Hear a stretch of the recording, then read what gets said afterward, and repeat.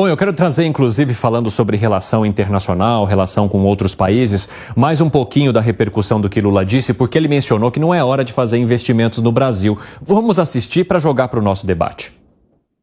Os empresários brasileiros precisam aprender a investir fora também, a investir em outros continentes para se transformar em empresas multinacionais e não ficar apenas sendo empresas nacionais. É impossível fazer investimento com a taxa de juros a 3,75.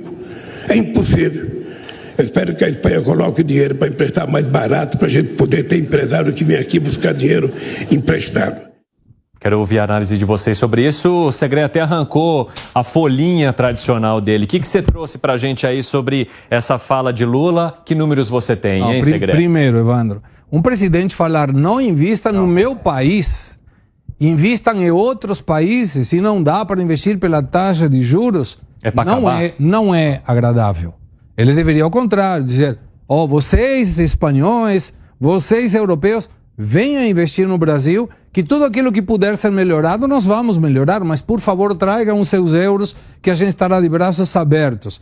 E olha só, eu puxei uma informação com uma observação importante. Na economia não é uma questão e outra questão. Tem um monte de variáveis que podem alterar o resultado final de uma política pública. Então, quando a gente avalia, o Lula reclama de uma taxa de 13,75, eu já trouxe um papelzinho, não tão elegante como esse, mas que explicava que a taxa de juros tinha começado em 2003 com 25% e subido até 26,5% na segunda reunião do Copom. Mas eu trouxe uma informação que me parece válida, contrariando a fala do presidente, com todo respeito. Hoje, nós temos uma taxa Selic de 13,75 com uma inflação de 5,79. O Piperno fez a conta muito bem em dias anteriores e te dá uma taxa real de 137%. No ano 2005, a taxa de juros era 18%, a taxa de inflação era 5,69%, quer dizer que a taxa real era 216%. Nesse momento, o presidente era o mesmo presidente que agora. E nesse momento ele não falava que a taxa de juros era elevada, e como já sei o que o Piperno vai falar, já me antecipei. Qual era ele já responde o debate que nem começou. Eu já vou me antecipando, porque eu vejo que ele está nervoso. 3,2 foi o resultado final de crescimento, quando no ano passado foi 2,9. Então, é uma questão de dizer, senhor presidente, o senhor é presidente, entre as várias atribuições está trazer investimentos, não motivar os empresários brasileiros a que façam investimentos em outros lugares, porque investindo em outro país, o emprego é do outro país, não é do Brasil. E uma das funções do presidente é melhorar o emprego, através do emprego, diminuir a pobreza. E isso é o que a gente espera de um presidente. Piperno, já que você foi diretamente citado, quero ouvir o teu ponto de vista. Não, na verdade, bom, primeiro vamos lá também aos fatos, né? Ele disse que, inclusive, espera que os bancos espanhóis emprestem também aos empresários brasileiros. E o Lula tem, de fato, uma fixação nessa história de fazer com que as empresas brasileiras se tornem players globais. Aliás, a política velha e contestada política lá dos campeões nacionais era versava exatamente sobre isso, né? E, aliás, pouca gente aproveitou, né? O Brasil não criou players, enfim, globais, a não ser a JBS, que é uma das líderes mundiais aí no seu setor. Agora, isso que o Segré trouxe é verdade, as taxas eram muito altas e gente do próprio governo criticava. O vice-presidente José Alencar, todo dia ele criticava isso, que as taxas eram insuportáveis. E aí a Fiesp fazia coro com ele, não, assim não pode e tal. O Henrique Meirelles, claro, aguentava a pressão porque tinha o respaldo do presidente. E veja, era o presidente de Banco Central nomeado, né? Nem se falava em independência do Banco Central. O Lula nomeou uma estrela do mercado, né? Alguém que, aliás, né, muito maior que o atual, por sinal, mas uma grande estrela do mercado, confiou nele e por lá ele permaneceu 8 anos.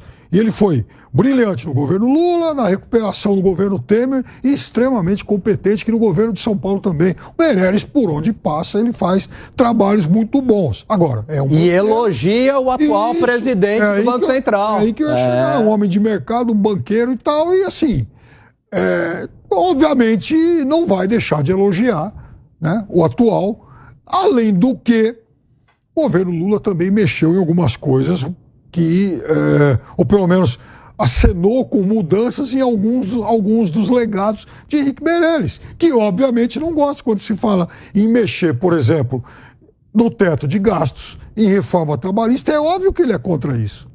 Quero saber só de você, Gani, já passo para você, Segré. Não, quando eu disse que o presidente Lula está se tornando o Dilma, a Dilma 3, não é apenas na gestão, porque essas falas dele são falas típicas da Dilma.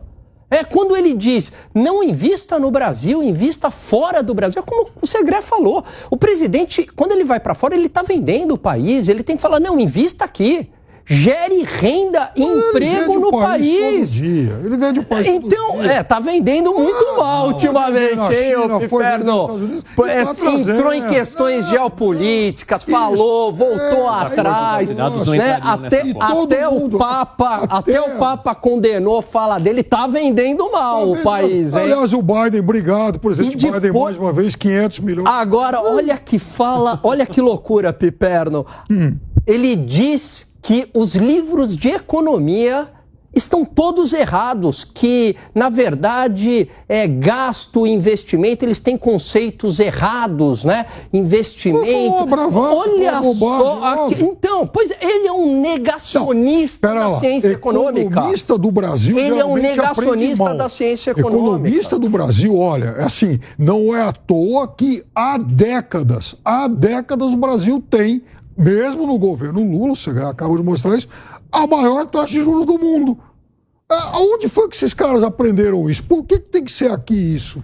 Não, mas tem política monetária, política econômica que defende essa situação e explica por quê. Mas explica por que, inclusive, naquela época do Lula 1, Lula 2, Dilma, inclusive, tinha taxas reais positivas, porque é uma forma de conter um avanço de inflação, até em momentos de crescimento econômico, como teve Lula. Agora, a minha dúvida é por que dependemos de um vice-presidente, que já faleceu, Alencar, que reclamava das taxas de juros. Por que não era Lula que reclamava das taxas de juros se ele era o mesmo presidente? Como agora é o presidente. A diferença está que naquele momento ele estava de acordo porque ele tinha colocado o presidente do Banco Central e agora ele não pode mexer nesse galinheiro. Tem que mexer de acordo com o que determina o dono do galinheiro, que é Campos Neto. Para mim esse é o problema, ou seja, não está na taxa de juros, porque os dados mostram que ele tinha a taxa de juros, inclusive em termos reais, muito maiores que agora. Mas naquele momento, ele sendo presidente, não reclamava. E agora sim. E sabe por quê, Segré? Bem lembrar, sabe por que ele não reclamava?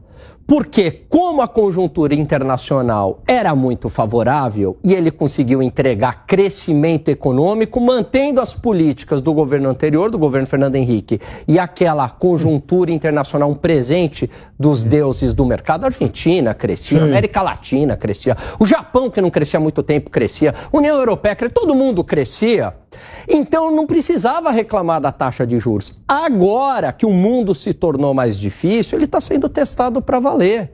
E agora ele já tem o bode expiatório. Se eu não entregar crescimento, e provavelmente não vai entregar com essa política econômica, a culpa é de quem? É do Banco Central. Se o Banco Central controlar a inflação, que é mérito do Banco Central, ele capitaliza para ele espertamente como ele é.